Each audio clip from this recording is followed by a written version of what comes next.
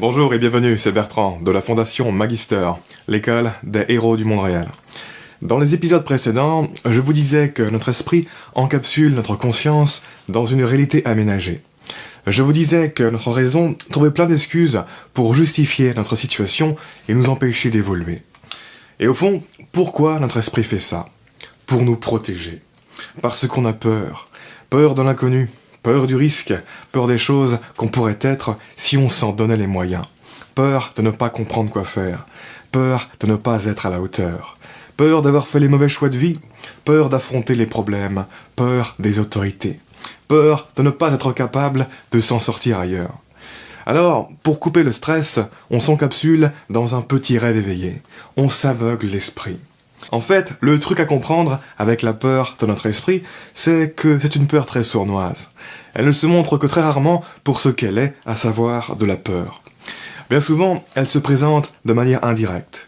Elle agit de manière détournée et non assumée à travers notre perception de la réalité, à travers notre idéologie, à travers la rationalisation. Elle manipule notre pensée. Beaucoup de personnes sont inconsciemment dirigées par la peur sans s'en rendre compte. Elles sont pleines de convictions sur le monde et la vie, sur ce qui est bon, sur ce qui est mauvais, sur ce qui a de l'intérêt, sur ce qui n'en a pas. Mais ne réalisent pas que ces fortes convictions cachent des insécurités tout aussi fortes. Des insécurités vis-à-vis de l'inconnu et vis-à-vis de leur ignorance.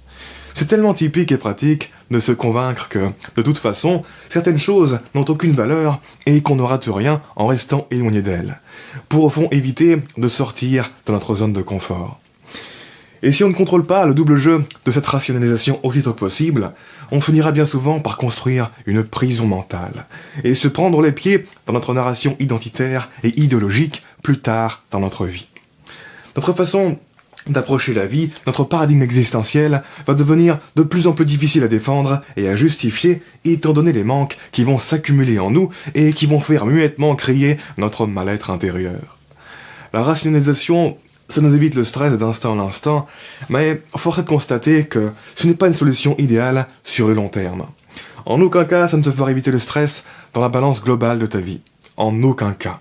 Maîtriser cette peur de sortir de sa petite capsule de conscience est un des plus grands pouvoirs qu'un être humain puisse avoir dans ce monde. Et c'est un truc qu'on devrait apprendre à l'école, parce qu'encore une fois, cette peur agit de manière détournée. Elle manipule notre pensée et pourrit les fondements de notre existence sans qu'on ne se rende compte. Le plus tôt tu prends conscience du modus operandi de ta peur, de sa façon d'opérer, le mieux c'est. En réalité, sortir de sa petite capsule de conscience, sortir de la matrice de son cerveau, c'est dur seulement parce qu'on sait ce qu'on perd et qu'on ignore ce qu'on gagne. Ce qui est le mode par défaut du cerveau, ne pas prendre de risques pour survivre. Mais croyez-moi, vous n'allez pas mourir en bousculant et développant votre identité, en ouvrant votre idéologie, en entreprenant des projets modernes, etc. Et ce qu'on peut gagner est toujours beaucoup plus gros que ce que l'on peut perdre. Le monde est vaste. Beaucoup plus vaste que votre cerveau par défaut ne peut l'imaginer.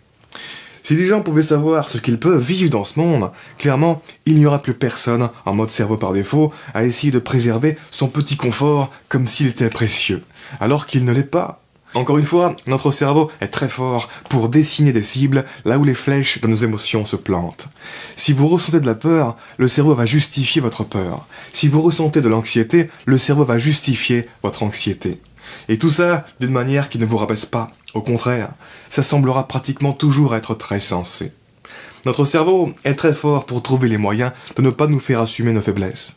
Il crée la réalité, l'identité et la narration associées à nos ressentis, et en retour, notre réalité, notre identité et la narration associée renforcent nos ressentis.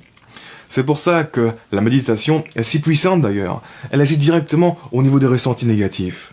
Et par là même, elle empêche notre cerveau d'entrer dans des raisonnements à la con pour justifier ses ressentis négatifs. On vit tous dans le même monde hyper complexe. Mais en même temps, on vit tous dans des réalités simplifiées et différentes. Ma réalité, par exemple, je pense, n'a rien à voir avec la réalité de la plupart des gens. Parce que la réalité interne est un système de protection, un système de défense pour continuer à vivre sa petite vie. Donc, à votre réalité interne, vos croyances, etc., en disent long sur votre façon de vous défendre. Pour moi, la meilleure défense, c'est l'attaque. Arrêtez de s'encapsuler, briser sa capsule, être inébranlablement optimiste et surmonter les obstacles. tout en prenant du recul sur les erreurs que l'on commet à mesure que l'on attaque la vie pour ne pas les reproduire. Actuellement, je pense que c'est vraiment comme ça que l'on peut s'en sortir le mieux dans la vie si on part d'en bas. Et ce n'est pas une stratégie réservée aux fous furieux, il faut juste avoir le déclic et prendre conscience que l'on ne va pas mourir si on se désencapsule de notre façon d'être. Parce que l'encapsulation est avant tout un mécanisme d'un autre âge. Il y a des milliers d'années, si tu te désencapsulais alors que ta capsule de conscience fonctionnait pas trop mal, ouais, ça signifiait probablement ta perte. Aujourd'hui, non, pas du tout. Aujourd'hui, ça signifie plutôt ta croissance, ton épanouissement et même ton éveil spirituel. On reviendra là-dessus plus tard, mais comprenez bien qu'il n'y a pas de sens, ni de réalité, ni d'histoire, ni d'identité, ni d'idéologie sans cerveau. À partir du même monde objectif hyper complexe, un cerveau peut créer une réalité limitante, tout comme il peut créer une réalité inspirante. Faire sortir les gens des limites de leur réalité, c'est une des raisons pour lesquelles j'ai entamé ce projet de Fondation Magister, qui, vous allez le comprendre si ce n'est pas déjà fait, a des ambitions un peu délirantes et irréalistes sur Internet. Là où tout le monde pourra en entendre parler, et se demander « Qu'est-ce qu'il raconte ce mec ? Mais c'est quoi ce bordel ?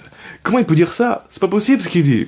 Pratiquement personne ne se rend compte de la machinerie qu'on a dans le crâne et de tout ce que ça implique pour notre existence.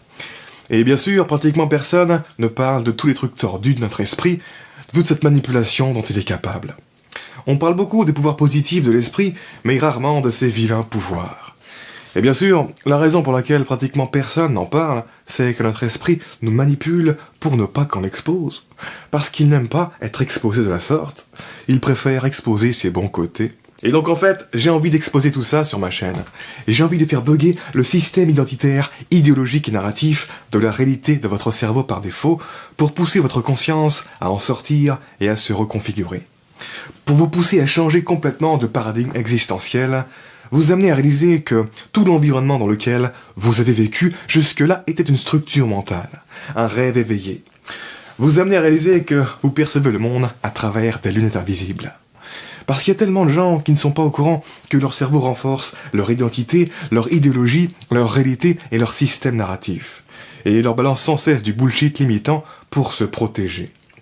Tellement de gens qui ne se rendent pas compte qu'ils ne sont jamais sortis de leur tête. Qui ne se rendent pas compte du potentiel à côté duquel ils passent dans le monde dans lequel ils vivent depuis toutes ces années.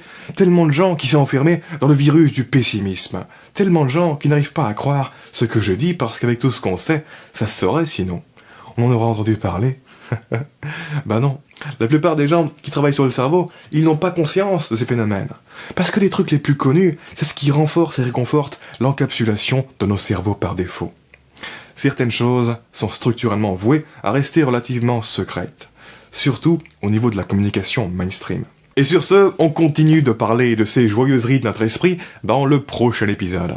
En attendant, je vous invite à vous abonner si ce n'est pas déjà fait, à laisser un pouce bleu si vous avez apprécié cet épisode, ça m'aide pour le référencement, et quoi qu'il en soit, je vous remercie de m'avoir écouté jusqu'au bout, et je vous dis à très bientôt pour la prochaine vidéo. Ciao.